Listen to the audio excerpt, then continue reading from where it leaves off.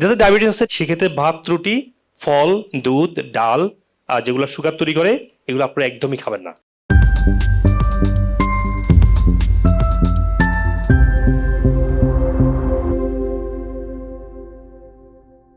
যাদের ডায়াবেটিস আছে ডায়াবেটিসটা কয়েক ধরনের আছে না, যাদের টাইপ 1 ডায়াবেটিস তাদের জন্য অটোইমিউন প্রোটোকল, তাদের জন্য প্রচুর এক্সারসাইজ, প্রচুর রিল্যাক্সেশন, ইনসুলিন কনস্ট্যান্ট ইনসুলিন নেওয়া লাগবে, ইনসুলিন বন্ধ করা যাবে না, ইনসুলিন ভালো হওয়ার পরে অনেক পরে বন্ধ করতে হবে। এবং টাইপ 1 ডায়াবেটিস ভালো হওয়ার জন্য আপনাকে স্টেম সেল থেরাপি দিতে হবে, কারণ আপনার প্যানক্রিয়াস যে বেটা সেল থেকে আপনার ইনসুলিন তৈরি হয় সেই প্যানক্রিয়াসকে রিজেনারেট করার জন্য আপনাকে স্টেম সেল নিতে হবে।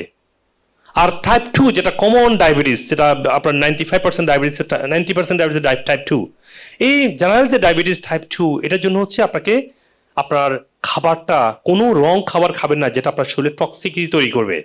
হয়তো বলতে পারেন প্রথম তো আপনি ভাত চিনির কথা বলেন না কেন, ভাত চিনি হচ্ছে 2 নম্বরে, 1 নম্বর হচ্ছে টক্সিক খাবার। কারণ ভাত চিনি খেয়ে কিন্তু ডায়াবেটিস হয় নাই। আমরা ছোটকালে 3 প্লেট ভাত খেতাম, মনে আছে? কিচ্ছু হতো না, সবাই খেত। বয়স্করা খেত, ছোটরা খেত। তো ভাত থেকে ডায়াবেটিসটা আসে না। অনেকে বলে ভাত খাওয়া ডায়াবেটিস আসছে না, এগুলো না ব্যাপারটা। আজকে যে প্রসেস খাবার, too much steroid, antibiotic, preservative, fry, তারপর সিঙ্গারা, চমচা, পরোটা, এগুলো কিন্তু আগের দিনের খাবার ছিল না। আপনি যদি এই খাবারটা চেঞ্জ করে ফেলেন তাহলে শরীর তার যে টিস্যুগুলো আছে টিস্যুগুলো হেলদি হবে। হেলদি টিস্যু হলে শরীর তার সুগারটাকে নেওয়ার মতো অ্যাবিলিটি তৈরি হবে, এবং তাই হলে আপনার সুগারটা শরীরে বেশি থাকবে না। অবশ্যই যদি ডায়াবেটিস হয়ে যায় সেক্ষেত্রে ভাত, রুটি, ফল, দুধ, ডাল আর যেগুলো সুগার তৈরি করে এগুলো আপনারা একদমই খাবেন না আপাতত। এরপর ডায়াবেটিস যখন ব্যালেন্স হয়ে আসবে তারপর আবার এগুলো খেয়ে দেখবেন কোনটা খেলে সমস্যা না হয়। স্পেশালি তখন তখন একটু একটু ব্রাউন রাইস গুলো খাবেন, কিনোয়া, ম্যালেট গুলো খাবেন, বাকহুইট গুলো খাবেন, একটু বিন খাবেন, বিন, শিমের বিচি, এগুলো খাবেন।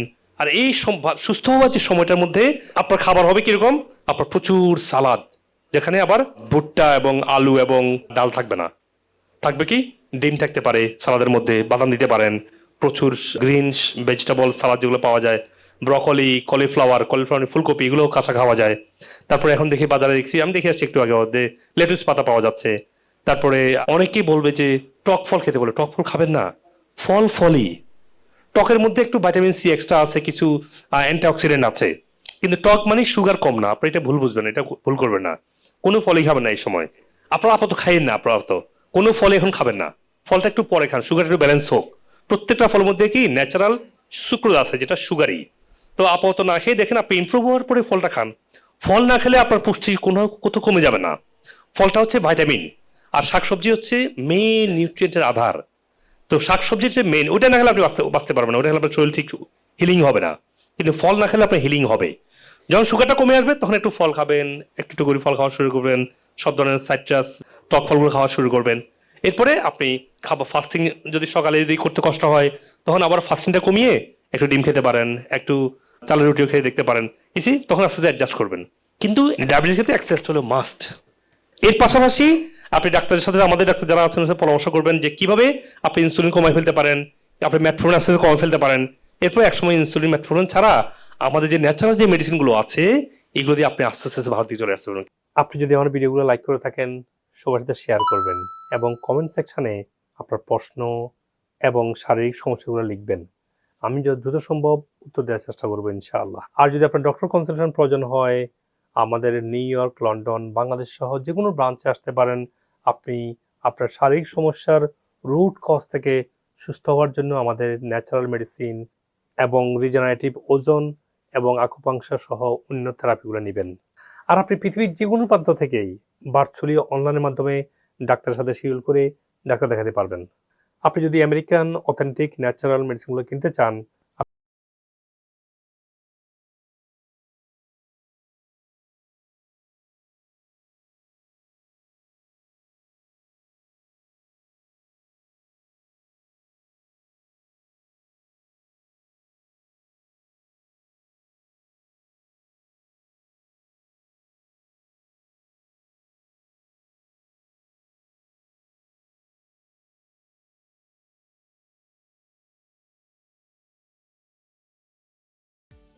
থ্যাংক ইউ, আসসালাম।